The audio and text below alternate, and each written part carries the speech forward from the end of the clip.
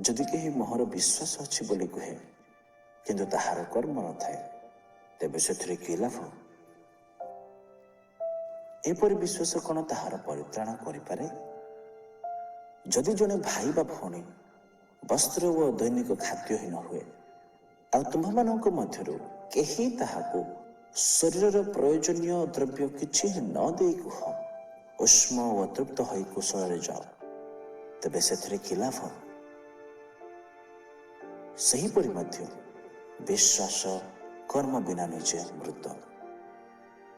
କିନ୍ତୁ କେହି ଅବା କହିବ, ତୁମ୍ଭର ବିଶ୍ୱାସ ଅଛି, ପୁଣି ମୋହର କର୍ମ ଅଛି। କର୍ମ ବିନା ତୁମ୍ଭର ବିଶ୍ୱାସ ମୋତେ ଦେଖାଅ, ଆଉ ମୁଁ କର୍ମ ଦ୍ୱାରା ତୁମ୍ଭକୁ ମୋହର ବିଶ୍ୱାସ ଦେଖାଇବି।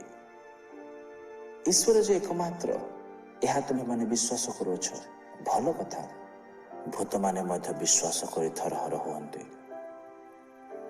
କିନ୍ତୁ ହେ ନିର୍ବୋଧ ମନୁଷ୍ୟ, କର୍ମ ବିନା ବିଶ୍ୱାସ ଯେ ନିଷ୍ଫଳ, ଏହା କ'ଣ ଜାଣିବାକୁ ଇଚ୍ଛା କରୁଅଛ? ଆମ୍ଭମାନଙ୍କ ପିତା ଅବ୍ରାହମ ବେଦୀ ଉପରେ ଆପଣ ପୁତ୍ର ଇସାକଙ୍କୁ ଉତ୍ସର୍ଗ କରିବା ବେଳେ କ'ଣ କର୍ମ ଦ୍ୱାରା ଧାର୍ମିକ ଗଣିତ ହୋଇନଥିଲେ? ତୁମ୍ଭେ ଦେଖୁଅଛ ଯେ ବିଶ୍ୱାସ ତାହାଙ୍କ କର୍ମର ସହକାରୀ ଥିଲା, ଆଉ କର୍ମ ଦ୍ୱାରା ବିଶ୍ୱାସ ସିଦ୍ଧ ହେଲା।